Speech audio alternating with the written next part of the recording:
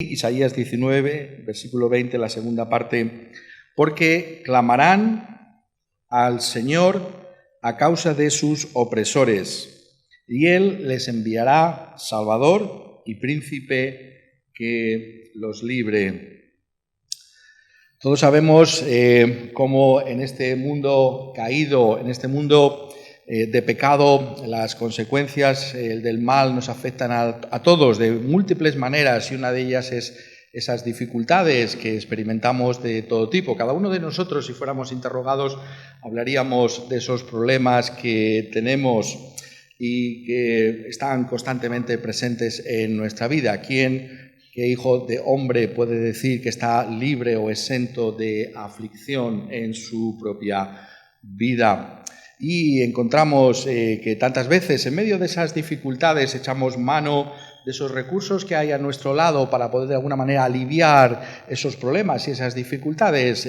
¿Quién de nosotros en los momentos de prueba que atravesamos no echamos mano de los seres queridos, de nuestros seres queridos que están cercanos a nosotros, que nos comprenden, que saben de nuestras propias vidas, nos apoyamos en nuestros seres queridos? O quizás los más afortunados entre nosotros echan mano en una sociedad como la nuestra, quizás de esos recursos económicos para poder afrontar el futuro. Es un bache el que estamos atravesando, pero tenemos unos ahorros o tenemos unas perspectivas económicas en las que podemos apoyarnos. Y hay tantas maneras en las que podemos afrontar o buscar afrontar las dificultades que pudieran venir en esta vida. Pero ¿qué acontece cuando ninguno de esos recursos que he mencionado o cualquier otro que pudiéramos pensar va a funcionar? Eso es exactamente lo que encontramos que nos describe aquí el profeta Isaías con respecto a Egipto. Egipto, el gran Egipto, el Egipto de las pirámides, el Egipto de esa sabiduría que incluso era famosa en los tiempos de Salomón, como aparece en el libro de los Proverbios de Salomón. Todos esos tiempos han quedado atrás. Egipto va a atravesar una crisis gravísima, una crisis de la que posiblemente nunca se va a recuperar, una crisis que comienza a finales del siglo VIII, es decir, durante el ministerio antes de Cristo, el siglo VIII antes de Cristo, durante el ministerio de Isaías, pero que se va a prolongar en el siglo VII y que va a continuar posiblemente hasta la invasión de los romanos a Egipto. El Egipto que fue esplendoroso, este Egipto glorioso, va a conocer un profundo colapso de todas sus instituciones, empezando por la incapacidad de su propia espiritualidad para afrontar y dar sentido de la vida a los mismos egipcios. Aquí se nos dice cómo este Dios que va a juzgar a Egipto por sus pecados es un Dios que, en primer lugar, se nos dice aquí, va a hacer que los ídolos de Egipto tiemblen delante de él. Estos ídolos de Egipto que sabemos que significan los no dioses, es decir, los ídolos son simplemente construcciones humanas, no existen. Y Dios dice, aquello que no son dioses van a temblar delante de mí. Dios va a entrar en Egipto para juzgarlo y comienza con esa espiritualidad de los egipcios, esa sabiduría a la que he hecho mención hace un momento, que hizo famosos a los egipcios, va a ser una sabiduría que no les va a bastar en este momento. Aquí en este pasaje hemos estado leyendo cómo esos mismos consejeros prudentes del faraón, esa sabiduría se va a desvanecer, no van a saber cómo afrontar la crisis que viene sobre Egipto. Hemos estado leyendo un colapso de la misma economía de Egipto. Egipto sabemos que dependía básicamente del río Nilo y de todo lo que significaba el Nilo y todo lo que es esa industria alrededor de los pescadores, todo lo que significa el mismo corazón de Egipto, que está identificado con este río Nilo. Esto va a dejar también de ser. ¿Dónde se va a encontrar el apoyo si falla lo que es el mismo centro de esa economía de Egipto? ¿O qué podemos pensar del sistema político de Egipto? Ellos van a caer en manos de opresores, va a haber dictadores que se van a levantar en la misma tierra de Egipto y que van a oprimir a ese pueblo de Egipto mismo. Encontramos que hay un colapso completo de la sociedad. Ese es el estado en el que muchas veces podemos también nosotros encontrarnos. ¿Cuántas veces lo que se dice aquí de Egipto no ha sido una realidad en este mundo? Quizás nosotros podemos encontrarnos en esas circunstancias. Quizás tu país puede ser un país en el que se encuentre en estas circunstancias. En esos momentos, ¿de quién vamos a echar mano? ¿En quién no vamos a apoyar? Cuando, como dice aquí el profeta, Dios mismo va a levantar opresores que mencionaba en el capítulo 19, versículo 4, entregaré a Egipto en mano de señor duro y rey violento, se enseñoreará de ellos, dice el Señor Jehová de los ejércitos, en esos momentos donde vamos a encontrar nuestro apoyo. Esa es la realidad que una y otra vez la Escritura llama nuestra atención sobre la misma, nos dice ¿qué hacemos en momentos de dificultad? Vamos simplemente a echar mano de esos recursos de carácter horizontal que podemos encontrar en nuestro círculo, pero si eso fracasa, si eso no es suficiente, ¿dónde vamos a encontrar nuestro apoyo? ¿Dónde vamos realmente a encontrar un apoyo para nuestra propia vida? Eso es lo que nos está trayendo un pasaje como este. Y lo que nos está diciendo aquí el profeta es altamente sorprendente. Tenemos que ser capaces, y esto es lo importante de la Escritura, de entender lo que se está diciendo aquí. Dice, notad que está hablando de Egipto, clamarán a Jehová los egipcios a causa de sus opresores, y él les enviará salvador y príncipe que los libre. Clamarán a Jehová. Este Jehová que si leéis con cuidado este texto de Isaías 19 es el que ha traído esa opresión sobre Egipto, ese Jehová que está trayendo ese juicio suyo sobre la tierra de Egipto, es al mismo al que los egipcios van a clamar, y van a clamar por causa de sus opresores. Aquí, en primer lugar, tenemos que notar con toda claridad lo que es la ironía del profeta, lo que es la realidad de la vida del ser humano en este mundo, porque ¿quiénes son los egipcios? ¿Quiénes han sido los egipcios? ¿Quién de nosotros no ha oído hablar de Egipto? ¿Quién, cualquiera de nosotros, puede hablar de la realidad de lo que fue Egipto? ¿Y qué fueron realmente los egipcios? ¿Acaso cuando pensamos en los egipcios y en particular cuando pensamos en la relación de los egipcios con el pueblo de Dios, con el pueblo de Israel, no viene esta palabra a nuestra mente, la palabra opresores? ¿Qué fueron los egipcios para con los israelitas? Fueron opresores.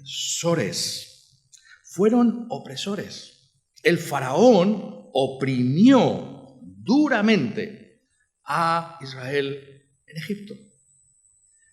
Y muchas generaciones después, ese mismo Egipto que oprimió es ahora oprimido.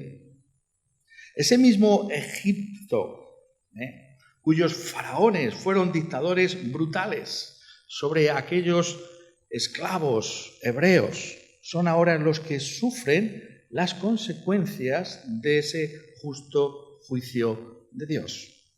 Esa es la realidad de este mundo, ¿no es verdad? Tantas veces lo dice la Escritura, lo que el hombre sembrare, eso segará. Y no es simplemente una referencia a una realidad humana, no individual o particular en mi propia vida. Las mismas naciones, ¿no? Cuando contemplamos la injusticia que unas naciones pueden infringir contra otras, cuidado, tendrían que mirar esas naciones, porque si ese juicio no viene ahora, vendrá después. Nada ocurre en este mundo que no sea observado por Dios mismo. Y aquel Egipto, cuya característica esencial fue la de oprimir por medio de esos faraones que no conocieron al Señor y lo que Dios había hecho a través de José, precisamente a favor de aquella tierra de Egipto, ellos mismos, ese pueblo, esos sucesores de aquellos que oprimieron a los israelitas, son aquellos que se encuentran en esa opresión. Tenemos que pensar en estas cosas. Si somos injustos, si hacemos el mal, pensamos que vamos a quedar impunes. Cuando hacemos lo malo, Dios mismo es el que tiene el juicio en sus manos. Y eso es la historia. Es un catálogo de la historia. Este Egipto, todavía hoy podemos admirar la grandeza y la gloria de Egipto cuando vemos esas pirámides que todavía quedan ahí. Pero ¿qué es sino un fantasma de la gloria que tuvo aquel imperio egipcio? Esa es la realidad. Pero aquí hay otra curiosidad también que debemos apreciar. Hablando de los egipcios, no solamente está hablando del juicio de Dios sobre Egipto, que Dios les levanta opresores, es Dios el que está detrás. Notad que no simplemente dice, bueno, es que las cosas suceden así, ¿no?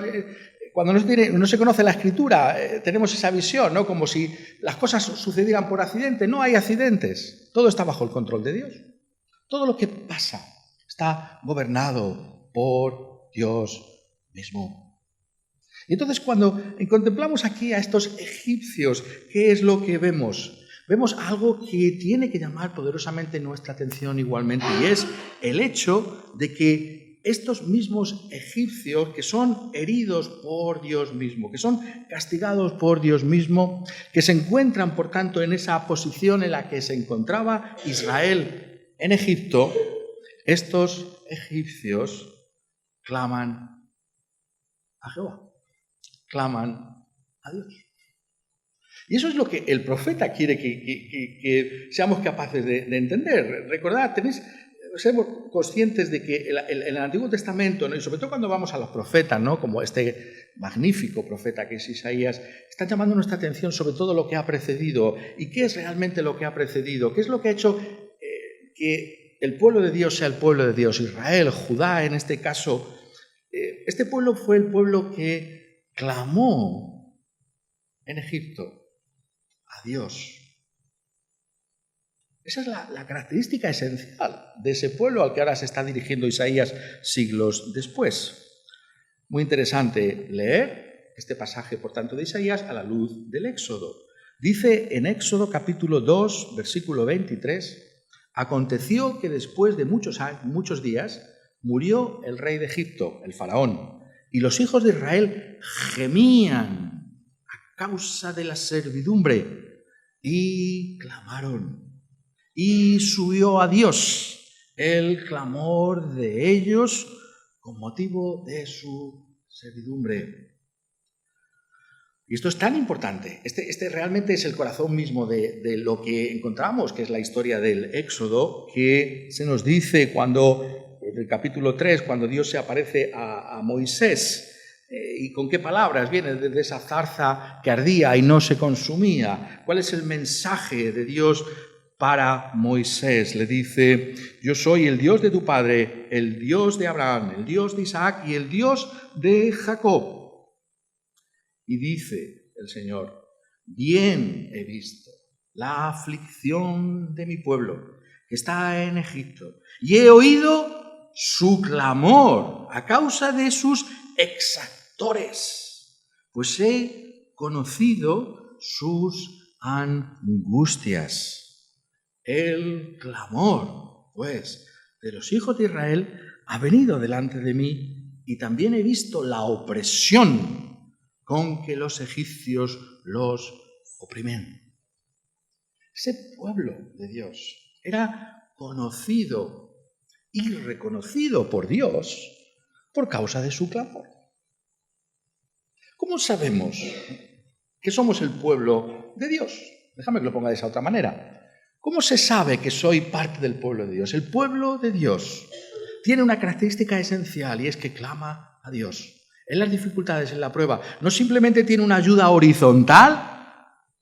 Damos gracias a Dios por esas ayudas a nivel humano que podemos encontrar en nuestras vidas, esos apoyos que sabemos que también han sido puestos por Dios. Pero fundamentalmente el pueblo de Dios mira hacia arriba, busca la ayuda de Dios mismo. Eso es lo que identifica al pueblo. Y hay aquí algo magnífico y que debemos ser capaces de darnos cuenta de lo que es, porque esto es lo que a nosotros nos va a traer el ánimo igualmente. ¿Quiénes son los que claman? ¿Judá? ¿Israel? No, son los egipcios. Los mismos opresores ahora son los que claman a Jehová. ¿No es algo maravilloso? ¿Qué es esto? ¿Es la gracia de Dios? Es la gracia de Dios que no hace acepción de personas. Tantas veces esa idea nacionalista estrecha, ¿no?, de los judíos, lo vemos en el ministerio de nuestro Señor Jesucristo, claramente, los contemporáneos de Jesús. No, nosotros somos los hijos de Abraham, ¿y los demás? No, Dios es el Dios de toda la tierra. Dios quiere ser conocido como el Dios de todas las naciones. Y Dios hace una obra entre todas las naciones de la tierra, incluso en el lugar más insospechado posible, en Egipto, en los mismos egipcios. Los opresores, los hijos de ese cruel dictador, el faraón, son ahora los que claman por liberación al mismo Jehová. A ese Dios que ha traído el juicio, a ese Dios que derrotó a Egipto por medio de Moisés y de Aarón, que trajo esas plagas sobre Egipto, que sacó a su pueblo abriendo el Mar Rojo y allí pereció todo el ejército, la flor y nata del ejército del faraón, ese mismo Egipto, con esa herida en su identidad nacional. Ese es el Egipto que ahora clama. Vemos aquí realmente la gran obra de Dios, cómo Dios tiene que obrar con nosotros, hasta el punto de humillarnos profundamente y reconocer nuestro propio pecado y reconocer el justo juicio de Dios sobre nosotros. Y aún así, reconociendo esa realidad, buscar a este Dios que puede hacernos el bien. Eso es la realidad de la que aquí se está trayendo. Y por tanto, si Egipto pudo clamar a Dios, cualquiera de nosotros puede clamar a Dios en nuestras dificultades. Eso es lo que está diciendo un pasaje como este. Está diciéndonos que podemos clamar a Dios también nosotros, quien quiera que seamos. Aun por muy indignos que nos sintamos, no, pero yo es que soy hijo, podemos pensarlo así, de una nación opresora. Ah, sí, una nación opresora y además contra el Evangelio. Fundamentalmente en la historia nuestra contra el Evangelio. ¿Tendremos esperanza? Sí, tenemos esperanza. Porque Dios es el Dios de gracia, es el Dios de misericordia, es el Dios de clemencia. ¿Para con quién? Para con todos aquellos que invocan el nombre del Señor. Y esa es la prueba de la mano de Dios sobre nuestra vida. Estábamos, sabéis, cantando al comienzo de este culto a Dios en ese salmo tan extraordinario que es el Salmo 27. Y hay ahí realmente una percepción de lo que significa la gracia, porque dice allí en el Salmo 27, llama la voz de mi Salvador, buscad mi rostro, buscadme a mí. Dios es el que viene a nosotros y pone en nuestro corazón que le busquemos, que clamemos a Él. Y cuando nosotros buscamos a Dios, cuando nosotros clamamos a Dios, lo primero que tenemos que llevar a nuestra mente y a nuestro corazón es, ¡wow! Dios está conmigo. Porque si no fuera por su gracia, yo no estaría clamando, yo no estaría pidiendo la ayuda del Señor.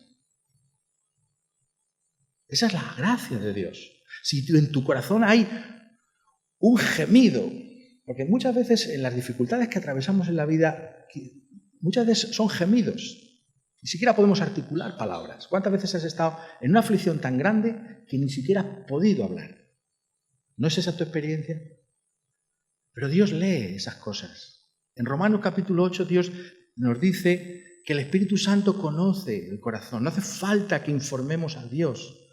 Tantas veces el estado de dolor tan profundo que experimentamos, Dios conoce ese gemido y ese clamor y ese dolor que hay en tu corazón.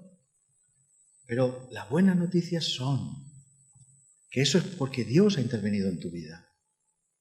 Ahí está la prueba de la mano de Dios en tu vida. Aquí está la sorpresa del Evangelio. Incluso los egipcios van a ser puestos al mismo nivel que los israelitas. Claro, esto es tremendo, ¿no? Porque notad lo que está diciendo, lo estamos viendo constantemente en toda la profecía de Isaías. Isaías identifica al pueblo de una manera práctica y real, los que claman. Si los egipcios claman, es que son también el pueblo de Dios. La lógica es aplastante. Dios no hace acepción de personas. No podemos hacer acepción de personas, porque Dios es el Dios que distribuye su gracia soberanamente sobre todas las naciones de la tierra. No hace acepción de personas. Y hay ese clamor también de parte de los mismos egipcios. Y esa es la identidad que tenemos. ¿Cómo sabemos que somos el pueblo de Dios? Somos el pueblo de Dios porque clamamos, nos apoyamos en Dios, buscamos a Dios.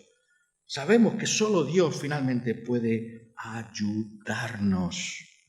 Y sabemos que esa ayuda es, en primer lugar, para nuestra propia salvación. El primer clamor del alma es: Señor, ten misericordia de mí, sálvame también a mí. Ese es el primer clamor que tiene que estar en nuestro corazón. El primer clamor es en cuanto a nuestra propia relación con Dios. Yo he roto la ley de Dios, soy culpable a los ojos de Dios. Señor, sálvame también a mí. Para eso enviaste a tu Hijo Jesucristo, para eso murió Cristo, para salvar a un pecador como yo. Estoy oprimido por mi propio pecado. ¿Sientes la opresión del pecado? No te estoy diciendo la opresión de las consecuencias del pecado ahora, sino del pecado mismo. Somos culpables. Y lo primero que tenemos que solucionar es ese problema legal que tenemos delante de Dios. Estamos perdidos bajo el justo juicio de Dios. Clamas a Dios para que te perdone,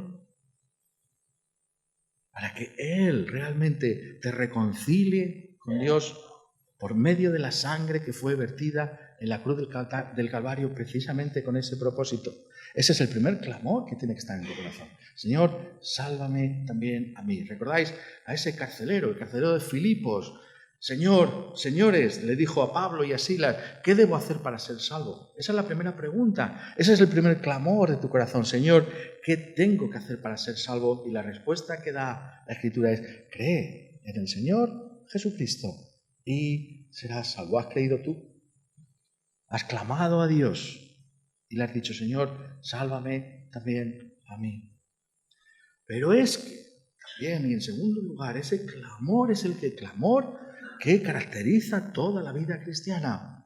Todas esas dificultades, las que estamos hablando, que vienen también sobre el pueblo de Dios. Es un gran error pensar que si somos cristianos, si somos evangélicos, vamos a quedar exentos de todo tipo de problemas, que este mundo va a ser un mundo de salud y de riquezas para nosotros porque somos el pueblo de Dios. Nada de esto es verdad.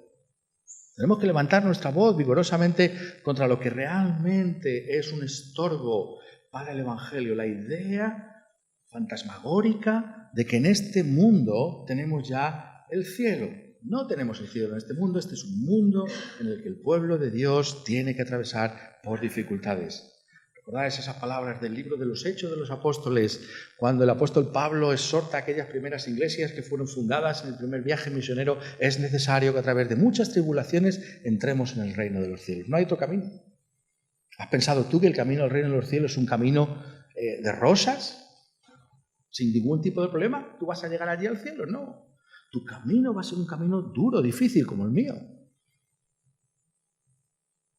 Pero al mismo tiempo que se nos dice que eso es así, se nos dice también que podemos clamar a Dios, cualesquiera que sean nuestras circunstancias, porque este es un Dios que siempre escucha el clamor de su pueblo. En el Salmo 50 encontramos ese versículo que puedes llevar a tu corazón y aprenderlo de memoria, porque es un versículo extraordinario para afrontar las dificultades que vamos a tener todos los días de nuestra vida. Dice en el Salmo 50, versículo 15, invócame en el día de la angustia, te libraré y tú me honrarás. Si este Dios de nuestra alabanza, si el Altísimo es nuestro Dios, Él también nos dice: invócame en el día de la angustia, yo te libraré y tú me honrarás. En los momentos de dificultad en esta vida, clamas a Dios, te apoyas en Dios, buscas el rostro de Dios. Eso es lo que la Escritura te dice que tienes que hacer.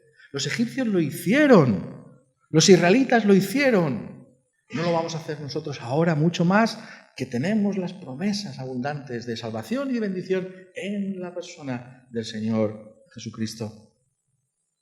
Tenemos ese clamor como nuestro derecho como pueblo de Dios. Apoyarnos en este nuestro Dios, cualesquiera que sean nuestras circunstancias. ¿Por qué es eso así? Justamente por lo que dice en las palabras finales. Clamarán a Jehová a causa de sus opresores y Él les enviará Salvador y Príncipe que los libre. Y este mismo Dios, notadlo, que ha dicho en el primer versículo del capítulo 19 que va a entrar en Egipto como una ligera nube, que simboliza la presencia de Dios para juzgar, para arruinar la tierra de Egipto, es ahora el Dios que promete enviar un Salvador y un príncipe que libre a los egipcios. ¿No es este el gran carácter de este Dios? O va a decir después, ¿por qué hace esto Dios? Dice en el versículo 22, y herirá Jehová a Egipto, y herirá y sanará, y se convertirán a Jehová, y le será clemente y los sanará. ¿Por qué Dios permite las dificultades? Para que nos apoyemos en Él, para que descansemos en Él, para que encontremos solaz en Él, para que encontremos, como ya he dicho, en primer lugar y fundamentalmente la salvación en Cristo Jesús, pero también para que el resto de nuestra vida sea una vida de dependencia completa de Dios. Tenemos que temer en nuestra vida cristiana, cuidado, cuando no exista clamor a Dios, porque quizá estamos demasiado cómodos en este mundo. Si las cosas nos van siempre a pedir de boca, cuidado, porque quizás nos vamos a olvidar de Dios. En las dificultades, por lo menos hay algo, y es que clamamos a Dios, que no nos olvidamos de Dios. Tantas veces la Escritura nos advierte sobre ese peligro de estamos tan bien. No me acordaba de Dios. No me acordaba que hoy era domingo. No me acordaba de que es el momento de la oración. ¿Puede eso pasarnos? Nos puede pasar, porque estamos demasiado cómodos. Pero no, tenemos que decir, Señor, permite que en mi vida, en medio de las aflicciones, porque todos vamos a tener aflicciones, yo pueda clamar a ti. ¿Por qué? Porque tú has dicho que vas a enviar Salvador y Príncipe para librarnos. Muy curioso cómo se describe aquí lo que dice Isaías que acontecerá con Egipto. ¿Habéis leído bien? Dice, Dios enviará Salvador y Príncipe que los libre. Mira lo que dice en Éxodo 3:8, Dios a Moisés, bien he oído la aflicción de mi pueblo, bien he conocido sus angustias. No tenemos tiempo para entrar en eso, pero ese versículo es muy profundo. Dice que Dios es un Dios que siente como suyo la angustia de su pueblo. Dios no es esa divinidad que algunos tienen, que está ahí en el cielo y que ni siente, ni padece, ni nada. No, yo he sentido en lo más profundo de mi corazón, si lo puedo decir así, Moisés. De parte de Dios lo dice. La angustia de mi pueblo. Pero mira lo que dice. Y he descendido para librarlos de la mano de los egipcios. Clama a mí, y yo enviaré a ti, Salvador y Príncipe, que te librará. La misma salvación que le fue ofrecida a Israel es ahora ofrecida en pie de igualdad a Egipto. Clama a mí y yo te libraré, te enviaré a un Salvador y a un Príncipe. ¿Y quién es este? Recordad que estábamos diciendo, y es necesario recordarlo constantemente, en aquel tiempo, la forma que tiene Isaías de decir en aquel tiempo, que se repite constantemente en este pasaje y en otros tantos, quiere decir en los tiempos del futuro, en los tiempos venideros, los tiempos escatológicos, es decir, los tiempos del Mesías, nuestros tiempos, en aquel tiempo, en el tiempo futuro. ¿Qué hará Dios por las naciones de la tierra? Va a enviarles un Salvador y Príncipe. ¿Quién es ese Salvador y Príncipe? Nosotros sí lo sabemos. Es el Señor Jesucristo. Es el Señor Jesucristo. Es el único Salvador y Príncipe que puede librarnos del pecado y de sus consecuencias, que puede aliviarnos, que puede darnos fuerza para afrontar las dificultades que necesariamente vamos a atravesar en esta tierra. Él va a estar con nosotros, porque Él es el único Salvador y Príncipe que nos va a librar, al igual que sacó a Israel de Egipto. Él también nos va a sacar del dominio de Satanás y del pecado, nos va a hacer su pueblo. Y es verdad, como Israel tendremos que ir por el desierto. Pero ¿cuál es la gloria de ese peregrinaje? Que lo estamos haciendo, por lo menos. Pero que en el desierto Dios estuvo siempre con los suyos. Él los libró, Él nos libra. ¿Tenemos aflicciones? Sí. Tenemos gente que nos oprime también. Pero Dios está con nosotros. ¿En quién? En la persona de ese príncipe y salvador que es el Señor Jesucristo. ¿Acaso no ese es el gran consuelo del Nuevo Testamento cuando en situación como esa, exactamente igual, la epístola a los Hebreos se dirige también a la iglesia en este caso, la iglesia que está siendo oprimida por los judíos? Son judíos convertidos y precisamente por eso son machacados por sus propios compatriotas. Y les escribe la epístola a los Hebreos, quien quiera que fuera el autor de esta epístola, dice, ¿cuál es el ánimo? Por tanto, teniendo un gran sumo sacerdote que traspasó los cielos, Jesús, el Hijo de Dios, retengamos nuestra profesión. Oh, aquí tenemos a Jesús, el Salvador, pero al mismo tiempo es el que ha traspasado el cielo. Como hombre perfecto, como Dios hecho carne, es aquel que está ahora sentado a la diestra de Dios en las alturas. Y este sumo sacerdote, dice el autor de la epístola a los Hebreos, es uno que puede compadecerse de nuestras debilidades. Esa es la gloria de este mensaje, que tenemos a uno que tiene los intereses nuestros en lo más profundo de su corazón. Muchas veces decimos, no, pero es que estoy solo, es que ¿quién me entiende, quién me comprende, quién me apoya? Cristo lo hace. Esa es la gloria de este mensaje. Aunque mis padres, no es Salmo 27, me dejen, ¿puede ocurrir que te dejen tus padres? ¿Puede ocurrir que te dejen tus seres queridos? ¿Puede ocurrir algo así, una tragedia como esa? Aún así, el Señor me recogerá. Siempre está ahí. Cristo Jesús está siempre al lado de su iglesia. Y por eso dice, esto es el clamor, acerquémonos pues confiadamente al trono de la gracia para alcanzar misericordia y hallar gracia para el oportuno socorro. Y alguno puede decir, no, pero es que mi debilidad es tan grande, ¿cómo va a tener compasión de mí? No va a tener en cuenta, ¿no? Pero lo que sigue en el capítulo 5 nos habla del Señor Jesucristo como alguien que tomó carne como la nuestra. Esto es fundamental, la perfecta humanidad del Señor Jesucristo. Jesús sabe como hombre lo que es tener angustias y dificultades en esta vida. Lo menciona aquí, y lo menciona que déjame que lo ponga de esta manera, que si no estuviera escrito en la Escritura, nos costaría a nosotros articularlo, porque quizás pensamos que está ofendiendo a la dignidad de Cristo, porque dice, Cristo en los días de su carne, ofreciendo ruegos y súplicas con gran clamor. Él también clamó. Y lágrimas. Al que le podía, curioso, librar de la muerte, fue oído a causa de su temor reverente. Él sabe lo que es eso. ¿No es tremendo? Tenemos a un Salvador y a un príncipe que ha traspasado los cielos, pero que clamó a Dios. Oh Israel, oh Egipto, pero el Cristo clamó. El Cristo clamó. Y clamó por ti, clamó para que tú ahora puedas estar persuadido de que por causa de ser Él quien es, aquel que dio su vida a la cruz del Calvario, aquel que derramó su sangre para comprarnos, podemos tener la seguridad de ser oídos. Ese que clamó en la tierra es aquel que intercede por nosotros en la misma presencia de Dios ahora.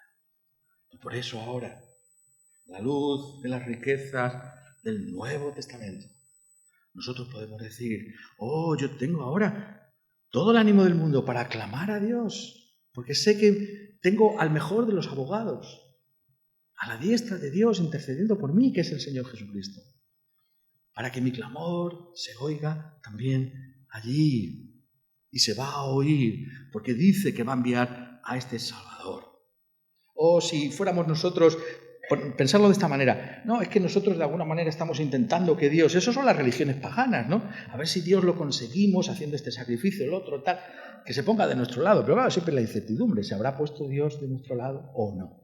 ¿Habremos hecho los suficientes sacrificios, las suficientes buenas obras para que Dios nos ayude? Pero es lo contrario. El cristianismo es tan maravilloso, porque es lo contrario. Es Él el que nos asegura que nos va a escuchar siempre Dios. Es Él el que se pone a nuestro lado. Es Él el que asegura esa liberación del pecado, de la culpa y de sus consecuencias finalmente cuando algún día estemos con Él. Mientras tanto, en esta tierra, como Él, vivimos ofreciendo ruegos y súplicas con gran clamor y lágrimas a Dios. Ese es el pueblo de Dios. Ese es el pueblo de Dios. Tú puedes llorar. Déjame lo pongas así. Tú puedes llorar delante de Dios. Cuando estás llorando, porque es que no sabes ya qué hacer, puedes recordar que Cristo lloró y clamó. Y fue oído. Y porque Él fue oído, tú también lo serás. Y Dios te va a dar todo lo que tú necesites en esta vida para afrontarla. Porque Él ha prometido darnos esa liberación en su Hijo amado. Por tanto, que tu vida y que la mía sea una vida de clamor, de oración. Cualesquiera que sean tus dificultades, lo último que tienes que hacer es desanimarte. Lo último, no te desanimes. No te desanimes, porque siempre está atento el oído de Dios a tu clamor y a tu oración, que es presentada por Cristo Jesús mismo en la presencia del Señor. Y Él va a contestar, y Él va a librarnos, y Él va a estar con su iglesia y con su pueblo. Porque ese consuelo permanezca en nuestra vida, para la gloria de Dios en nosotros igualmente. Amén.